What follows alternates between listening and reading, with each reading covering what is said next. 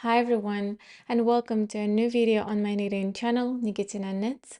My name is Evgeniya, and this is a part number 3 of my Japanese and Korean knitting patterns, available in English and for the purchase on Ravelry. This is already a third video on such topic, and as usually, these are my favorite patterns. They're not just randomly picked from the internet, but they're saved in my favorites. So yes, every single pattern I would knit myself. I will be also mentioning the yarn choices when speaking about each one of them, because I think yarn choice is 70% of success, besides all of the correct work we have to be doing with the pattern. I will comment on the recommended yarn, and then if I would substitute that, what would I choose? Or maybe I would go with a recommended yarn, my kind of personal touch on that. If you're curious, what I'm wearing is a sweater knitted of 100% cashmere. I made this recently, not so many months ago, and you can check this out in my podcast number 2.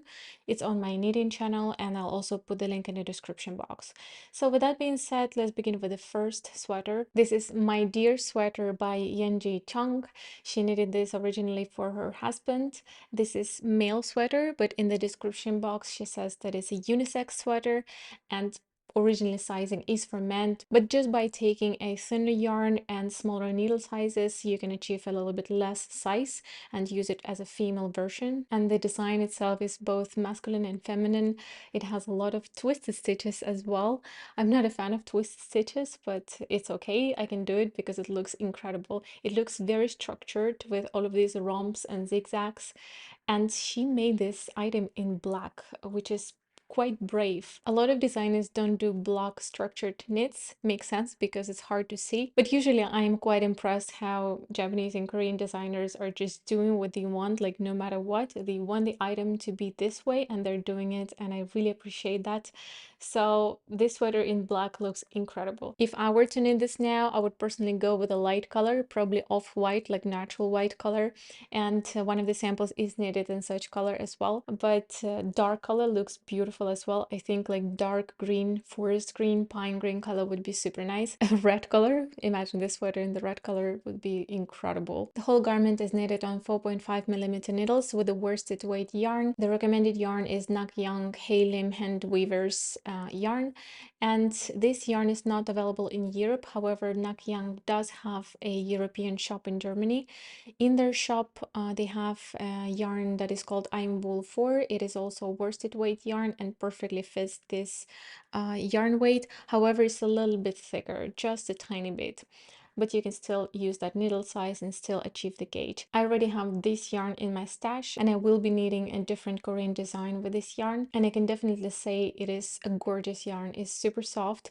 I think it will be a little bit pilly, but you always pay that price when you have a soft yarn.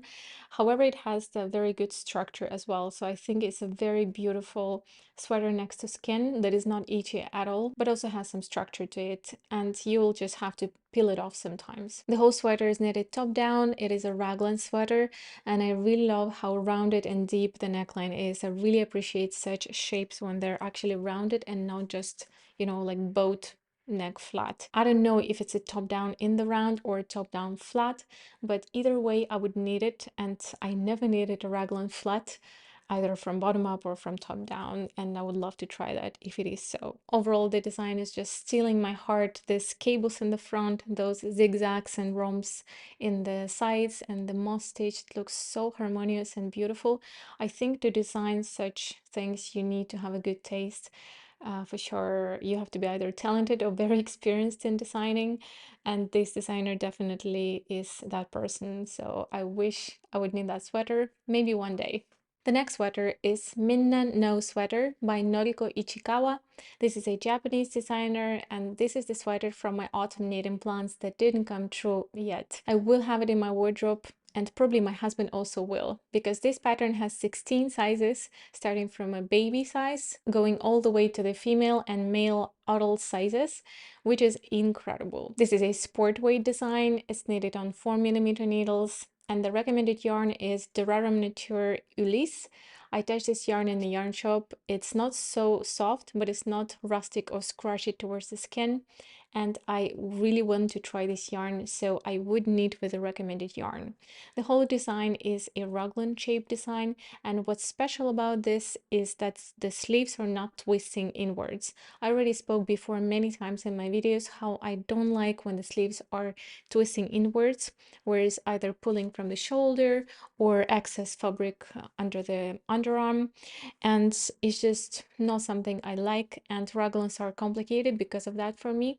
So this is an exception. This raglan looks incredible. This is a perfectly shaped basic sweater. It features 2x2 rib both on the neckline and in the hem and the sleeves, but you can put any ribbing that you want, or even do an I-cord if you want to knit it as a blouse. Like, I consider this design as a basement that you can modify as much as you want and create different looks with different fabrics, because the construction is perfect, and then you can just attach your fantasy and do beautiful things with this. For example, I could for sure knit myself a blouse and just you know, do the I-cord over here using one strand of mohair, or I can take some thick warm cashmere or mohair thread as well with wool, and I will knit myself a warm winter garment. It is a sport weight. It is 21 stitch per 10 centimeter gauge, and it is knitted, as I already said, top down. You start with a neckline, you then do the short rows to shape the neck to raise the back a little bit for a better fit. That's why you have also here a very beautiful rounded neck. So then you knit all the way, the raglan increases to the underarms, then you split for sleeves, you knit all the way down to the hem, and then keep on knitting the sleeves as long as you want with the ribbon that you want. So here you have another basic, perfectly constructed raglan that could be knitted for anyone because it has 16 sizes to choose from. The next design is Everleaf Sweater by Sallyknit. It is a Korean design and it's so beautiful. I can't find words again to describe my excitement. It's just incredible. Look at these three braids. From the far away they look like braids, but actually it's these two cables that are facing towards each other, and then there is a twisted stitch in the middle between them. You have these big three elements across the whole sweater, and the rest is a C stitch. I find it very casual but very special at the same time, and overall I appreciate the designs that are quite minimalistic at first, but then there is some special elements that pop up. This is one of these cases. It has this very beautiful rounded neckline. It is quite oversized as well, quite boxy. It has the recommended ease of 20 to 30 centimeters. Unfortunately, it has only 3 sizes available, but it is quite big sweater and it is going to fit most ranges of sizes. I really love the construction. It is a traditional drop shoulder construction, top down. When we start the rectangular and the back yoke, knitting all the way down to the armholes, then picking up stitches from the front on the left and on the right, knitting the panel front, joining at the neckline in the front, and then connecting all the things in the round, knitting down, picking up stitches for the sleeves and knitting them all the way down. And when I look at the sweater when it lays on the floor, the yoke in the front has like this diagonal shape. That means maybe there's some shaping at the sleeve. And waking up my construction nerd, I want to comment on that. This is really cool, because if that's true, maybe it's just my illusion because of the picture. It doesn't say anything in the pattern about it. But I think this the front yoke has some shaping like this, and when you do have that shaping, then when the shoulder is dropping, you don't have the pulling of the fabric, which is really important. A lot of designs of these constructions, they have like this pulling of the fabric here, and then you have collection of the fabric under the arm, and I really don't like that. So I do like when the short rows are added to the sleeve, or the yoke is shaped this way. As soon as I can see, I think this is shaped, and this is incredible. Thank you.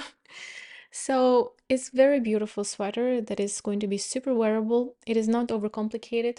The whole thing is knitted with a C stitch, and then you have these cables. You also have the cables on the back, and I would personally knit this in this color as presented on the page of the design. It is beautiful, this dusty, warm, rosy color. The recommended yarn is actually Nakyang yarn. I'm wool for again. I have this in my stash and I spoke about this in the first design. This is a Korean yarn, but they do have a department in Germany, Nakyang Yarn Global. It is beautiful, super soft yarn. And in this case, they're using it with the mohair again from Nakyang yarn. I didn't see mohair right now at the global department in Germany. So I don't think they have it yet, maybe later. So you can easily replace the mohair with a different alternative. By the way, I actually released a whole video on mohair alternatives. Whoever cannot tolerate mohair is my previous video to this one. I'll also put the link in the description box. Check it out. So you choose mohair that you like or any other alternative. You combine with I'm Wool 4 from Nakyang Yarns and you have a beautiful sweater. If not, I would probably go with Rauma Fevel. It is also a worsted slash errant way yarn. This yarn blooms after the blocking, so when you knit it, make sure that you leave a little bit of space between the stitches because then it's going to fill it up. And you can also combine it with some thin mohair. If you're looking for very thin mohair, I would recommend to try Pasquale mohair or Lang 21 mohair. These are the softest mohairs that I've ever touched that exist as for me. Yeah, you could combine that and achieve a very beautiful soft fabric. Rauma Fevel is a Norwegian wool, but they mentioned that is the softest wool of Norwegian wool. So it is quite woolly, but it's not like rustic or scratchy towards the skin. And it could be an option as well. The next one is Diane Cardigan by Cookie the Knitter. I love this designer so much. I love a lot of her designs. I never knit from her, but I think she's writing her patterns quite clear. They go through testing and all of the technical editing. She is a really nice designer, and this blouse is insane. I'm calling this a blouse because it's a fingering weight, and the recommended yarn is Cardiff Cashmere Brushlight as a 1 strand or Knitting for Olive Soft Silk Mohair with 2 strands, which reminds me of a blouse feeling. It is a little bit of an open gauge and it feels airy and nice and light, but can get you warm in the cold evenings, or maybe if you go for some events, restaurant, philharmonic, theater, cinema, anything where you want to look beautiful, warm, but not sweat too much. This is a perfect option. So I already have a blouse in my wardrobe similar to this gauge, and I would love to have a cardigan with such idea in my wardrobe as well. This cardigan features a folded details both on the hem and the bottom band and in the bottom. So it is definitely worth the effort because I know that this finishing does require some time and effort. The whole garment is knitted on 4mm needles, and I would definitely use the recommended yarn, either a cashmere from Cardiff the Brushlight or the silk mohair. I would personally not go with Knitting for Olive silk mohair. I know it's very soft and it's popular and people love it so much, but towards my skin it would be a little bit scratchy still because I'm oversensitive towards mohair. I would go with different mohair, for example mohair from Bichet Bush. I touched it in the yarn shop, also towards my neck. I pressed it against my neck and it was really soft, so maybe I would try that one. Or I would go for safe options that I already know, Isaiah mohair or Pasquale mohair. They're incredibly soft. The whole construction is a top-down drop shoulder construction. You start at the back, casting on stitches at the neckline and then doing short rows back and forth, creating the shoulder slope. Then you're picking up stitches at the right side, knitting the front panel to the underarms, left side knitting again to the underarms, and then connecting back and the front panels together and knitting them flat all the way down to the hem. When you're done with the hem, you're picking up stitches for the sleeves and knit them top down. She doesn't say anything about the short rows for the sleeve cap, you know, to form this kind of a rounded shape to not create again a fabric pooling. But I think this design does have those short rows because it sits perfectly, and I think I can notice some short rows in the fabric, but again I cannot tell for sure because the design doesn't say anything about it. Overall, I try my best to be like picky and see the construction of the sleeve. I think it should have some short rows, so you don't have anything stitching out, you know, you don't have folded fabrics everywhere. This design looks perfect. And yeah, I just wish I would have the whole time in the world to knit all of this garment, or maybe someone would knit it for me. The next one is all over cabled and structured sweater. It is an Aran sweater from Masako Imai. Is a Japanese designer. It's a new designer to me, and as soon as I can see, her designs are quite clear. The whole description is completely professional and nice.